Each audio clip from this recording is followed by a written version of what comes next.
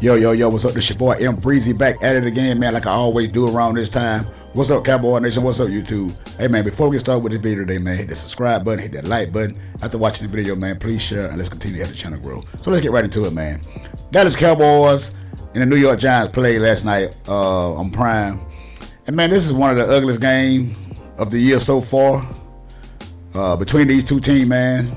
Both of the teams came in at 1-2. And both teams' win came against the same opponent, which was the Cleveland Browns. So that right there should tell you a lot, because the Cleveland Browns, man, I don't know what to say about those guys, man. But hey, man, this was an ugly one, but a win is a win. And these are the games that the Cowboys win, man, against these teams that are under 500, man. These teams that they're pretty much dominant over. And these are the kind of games that Dak Prescott usually goes out and shine. So what did he do, man? Dak Prescott was 22 or 27 for 221 yards and 2 touchdowns. CeeDee Lamb finally reappeared with 7 catches for 98 yards and a touchdown. This comes with that last game. CeeDee Lamb got frustrated. Him and Dak Prescott, had words on the sideline. So I guess this game here kind of made up for that. But you had Daniel Jones, man, who really outplayed Dak Prescott. He was 29 of 40, 281 yards, but he had an interception at the end of the game. Tried to do a little Hail Mary at the last minute. But the Cowboys, man, defense held Devin Singletary. He had 14 carries for 24 yards. And Malik Neighbors, the rookie wide receiver, had 12 catches for 115 yards. I think he got hurt late in the game. I don't think he came back to play the rest of the game. But, man, the Cowboys defense held the Giants. I think they had 24 carries for 26 yards. That's like 1 yard per carry. 1 yard per carry. So how do you fanboys, Dak Prescott fanboys, feel about the defense, man? The defense, even though it was the Giants, hey, for now they quieted out this talk about they can't stop the run, even though we know it was New York Giants. But they did stop the run, and their defense did their part. The defense did their part mostly the game, and held the Giants to only 5 field goals. They held the Giants to only 5 field goals, and the Cowboys still only won by 5 points. They still only won by 5 points. Let that sink in. Let that sink in. Because, usually these teams, the Cowboys come in, we roll. We beat them 40-something-0. And, like the last 2 games we played the Giants, we scored like 72 points between the 2 games. And this game, we only scored 20 points. And, we had a lot of drives, man, that, late in the game, man, ended in field goals. And I don't think second half, we only keep only field goals. Did we get any touchdown the whole second half? I don't think we did.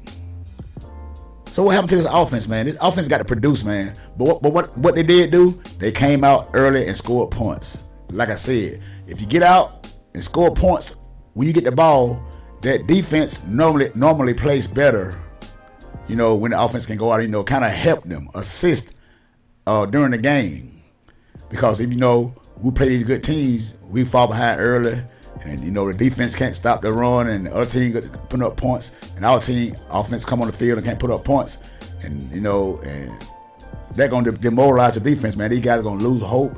And, it's going to sink in, and they're going to start playing bad the whole game because the offense is not giving these guys any help. But that's neither here nor there. So let's look at the team stats, man. The Giants had 303 yards. The Cowboys had only 293 yards. So they outgained us in total yards. Passing yards, Daniel Jones passed Dak Prescott 277 to 213. They only had 26 rushing yards, and we had 80. They had 4.7 yards per play, while we had 5.7 yards per play. They had 16 first down. We had 14 first down. Third down efficiency, we was only 3 for 10 on third down. We was only 3 for 10 on third down against the New York Football Giants. Let that sink in, ladies and gentlemen. This offense is struggling. Is struggling. And boy, hey, if they don't get that together, man, it's going to get really, really embarrassing coming down the stretch, man. These next 6 games coming up, which I'm going to go over. So, fourth down, we were 1 for 1, and they was 3 for 4. They had a total plays of 65, or we had 51. One sack apiece. We punted 3 times. They punted once. Penalty yards, 11 for 89. They was 4 for 35. Is Mike McCarthy gonna get this under control, man? Is Mike McCarthy really a leader? Is he a coach?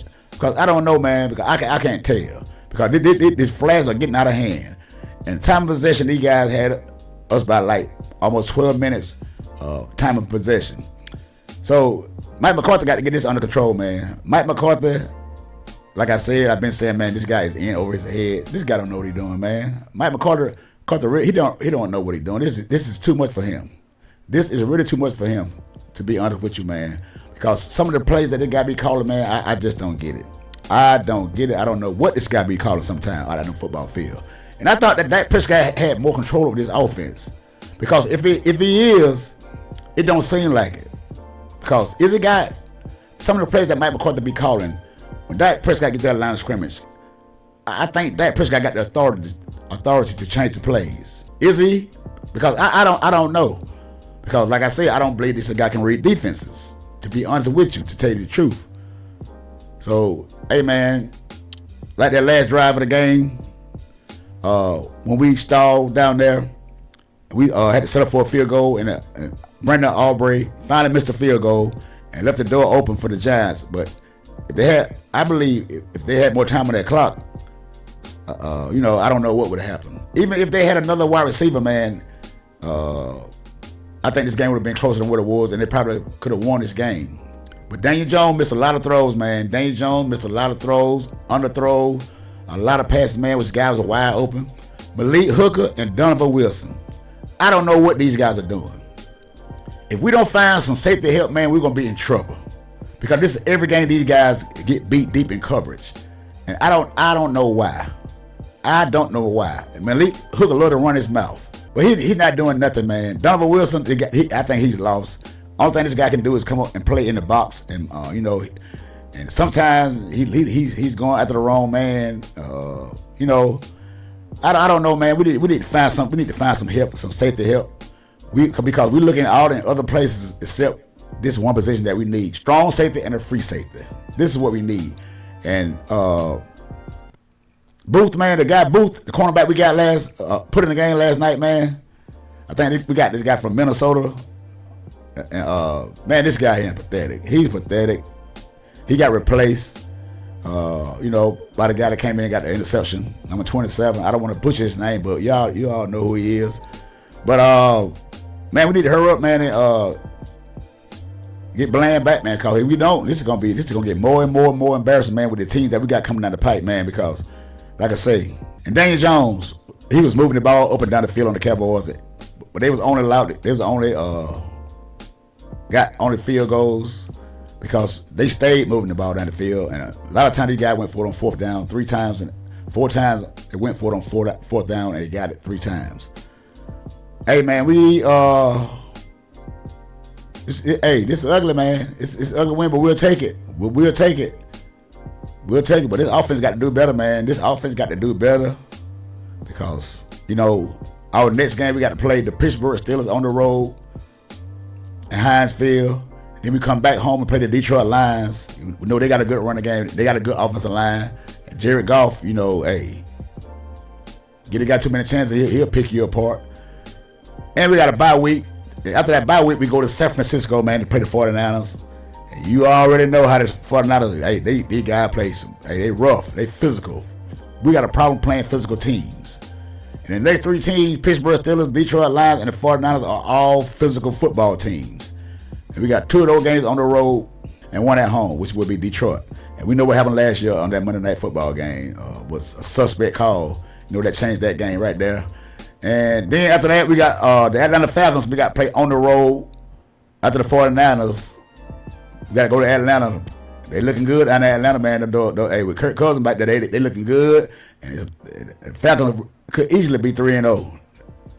They could easily be 3-0. And then we got to play the Philadelphia Eagles. I think we play that home game. And then we got to play Monday Night Football game. We got to play the Houston Texans. Those games right there, man, it's going to tell the Cowboys we're going to find out who we are. And like I said, we already know that Dak Prescott don't do good against team with good defenses and team with winning records. And that's all we got for the next 6 weeks, man, is the same teams. And hey, I thought Dak Prescott was going to pad his stats last night, but we struggle. We struggle on offense, man, here and now, man. We get stalled on drives, man. We set up for field goals. And we need to, man, look, this man getting $60 million a year, man. We need to, hey, this guy got to do better, man. Now, y'all be hollering about he need help. But this is the richest guy in the NFL. For as $6 million per year. Highest paid player in NFL history. Dak Prescott. So, hey, man, you got to stop crying. This guy need to put the team on his back. And hey, he's the money man. And he's supposed to be the leader of the football team. How can you be a leader of a football team when you're not doing your job, like, you know, to the best of your capabilities? You're not performing according to your pay. You're not producing according to your pay. So how can you be a leader and get on guys and tell guys what they're not doing, what they're doing, if you're not doing your job? But you guys say this guy's a leader. I don't see that person getting in nobody's face doing anything, man. You know, for is trying to get everything under control with all these penalties and all these flags. And the only thing I see him doing is arguing on the sideline with CeeDee Lamb. You know, hey, man, this is gonna be a long season. It's gonna be a very long season. And I thought this game last night was a game that, you know, we can really get out in front run. You know, like that Prescott, I always do front run, but hey, that was not the case. And that game last night, man, should have all of us worried, because there are no cakewalk games. Because if you think the Commanders gonna be a cakewalk, hey, man, you got another thing coming with Jaden Daniels back there quarterbacking, man. And we got Tampa Bay Buccaneers with Baker Mayfield. That's not gonna be a cakewalk. Eagles twice, Commanders twice. So to me, the next cakewalk game I see is the Carolina Panthers, man. That's the only cakewalk game that I can see coming up down the pipe. If we don't get this together, man, we talking about playoffs. What if we miss the playoffs? What if the Cowboys miss the playoffs, man? How disturbing would that be? We just paid these guys, CeeDee Lamb, $136 million. You paid Dak Prescott $240 million. But we holler about we need help. Where we gonna get it from? Who we gonna pay? Where the money gonna come from? That's all I want to know, man. That's all I want to know. But hey, last night a win was a win. It wasn't too much, you know, to be proud of, or to warrant all this celebration and hoorah, because a lot of these fanboys, Cowboy content creators, they're real quiet. Even with a win on the scrub team, these guys are still quiet because they're scared. They're afraid. And they put all their wages on Dak Prescott. They put all the money in the middle of the table and say, look, pay the man. And their guy, according to their standards, according to the standard that he set last year with a runner up to the MVP, hey, man, it's not looking that good. And the upcoming weeks, we're going to really find out what Dak Prescott is made of. It's going to get very interesting. But hey, man, that's all I got to say, man, because, you know, I was really disappointed last night. I thought it was going to be a lot of front running, a lot of stat padding, but hey, we are in trouble. But, hey, man, hit that subscribe button, man. Hit that like button, man. Leave a comment down below, man. Tell what you guys took from the game last night, man. Because what I took from it is it's going to get ugly. It's going to get real ugly. Until the next time, it's your boy Breezy. I'm out.